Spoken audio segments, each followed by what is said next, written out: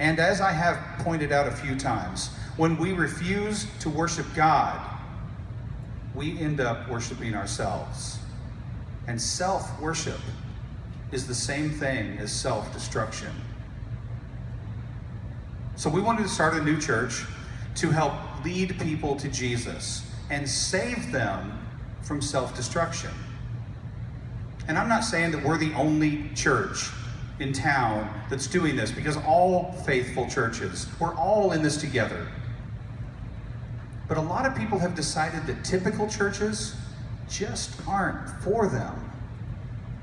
So we thought maybe we could be a not so typical church. I mean, there's a lot of reasons why people might have something against churches, and a lot of potential good reasons too. I mean, maybe they're an evangelical burnout who gave and gave and gave at a church, and eventually they gave out. Someone hurt them or used them. They were guilt manipulated just one too many times to walk that aisle or to serve in the nursery. And they burned out. I talked about this last Saturday at No Label. I also mentioned Roman Catholic dropouts and cynics. You don't have to be a Catholic to be a dropout, though, because there are plenty of Baptist, Presbyterian, Methodist, Lutheran dropouts too. I mean, basically, if your parents made you go to church when you were little, but as soon as you started shaving and moved out of the house, you couldn't wait to put the church in the rearview mirror. And if the thought of going to church fills you with dread, remembering all those countless hours that you were sitting in a pew and drawing pictures of trees and sunshine and superheroes on the church bulletin, just dreaming of escape, then you might be a dropout. So they dropped out of church, and maybe they feel guilty about it, maybe they don't feel guilty about it. Maybe they're thinking about coming back to church when they have their own family or when they become a grown-up. And that brings us to the cynic, the person who pretty much thinks they're above all this silly Jesus stuff. The cynic, he probably went to college. She might hold the false view that science and faith are incompatible. While they were in college, their parents might have divorced, maybe sold the house they grew up in, and they were left with a view of the world that has deep suspicion for anyone who thinks they have a direct line to God Almighty, contempt for anyone who approaches the meaning of life with answers they got from Sunday school. See, these are our people, the burnouts who were hurt by previous churches, the dropouts who don't see the point of church, and the cynics who think they're smarter than God. These are the people that we're hoping to reach with New Church. So we've been meeting here for worship every Saturday night for a year. It's kind of amazing. In some ways, it seems like we just got started. And in other ways, it kind of seems like we've always been doing this. Because I really can't remember what it was like before we started getting together with all you guys and doing this on Saturday nights. And I love what we have going on here. And what I hope is that we'll always be an authentic church that's not trying too hard. And then when we go public, I'm thinking there's going to be some other people who love it too.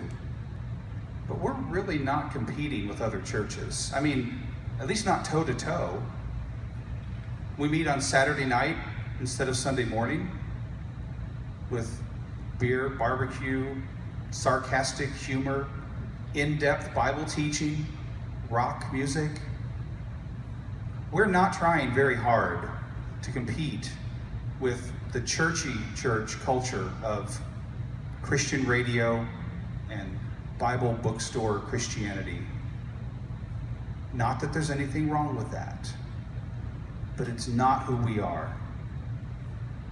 See, every church knows that you have to pick a direction and just go for it. So every church has tailored their culture and their outreach and what they do to a specific segment of the community. And we're just doing the same thing. So from day one, we've talked about how we're not in the business of stealing sheep from other churches. Because we're about the mission of Jesus to reach people from this community who don't pay any attention to him. And it's not about Kemper and me either. We're just the guys who are serving here. I mean, the official name of this place is not Frank Church or St. Crab Cathedral. Although I will admit to you, I think Frank Lucia has a pretty nice ring to it. It's also not Kemper Tabernacle or Our Lady of Crab. For one thing, those are silly names, but also everyone knows that Lutherans would never name their church after a person. The Lutheran Church would not approve of that. This joke might be a slow burn for some people. I've been told that Luther specifically requested that the movement he started not be named after him, which pretty much forced their hand, since Lutherans are contrarians by nature. So in spite of his protest, the Lutheran Church is the only denomination that I can think of that is actually named after the person who started it. That's funny. It has to be said, we're not about our old churches. We're not even about NewChurch. We're about Jesus and the mission that he's called us to do in this community, which is to worship God and to love the people that he brings here.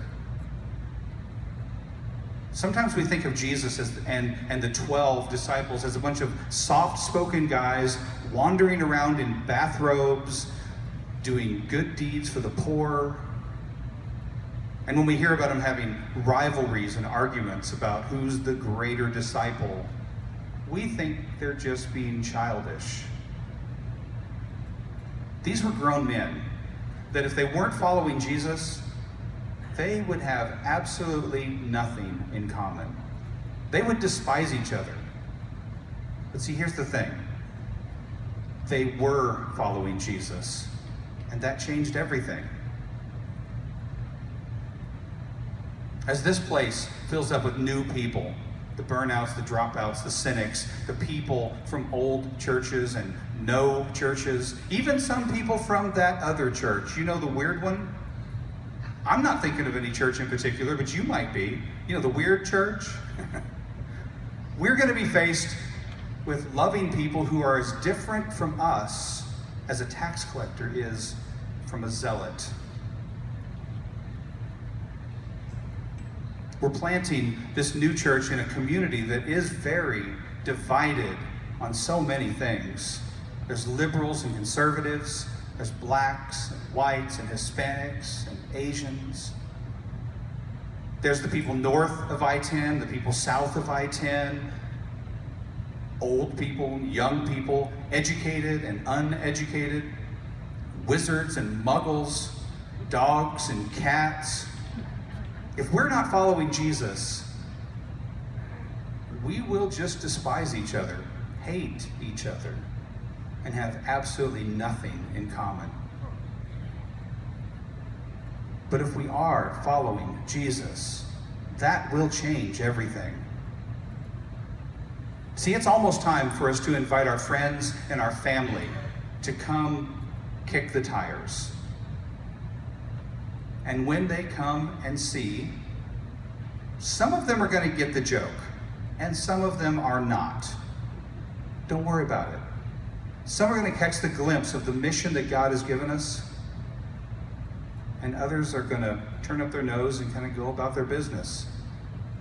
And all of that is fine, because when we invite people to come and see, let's make sure, guys, let's make sure that we're inviting them to come and see Jesus. Because if New Church isn't about Jesus, then it isn't about anything.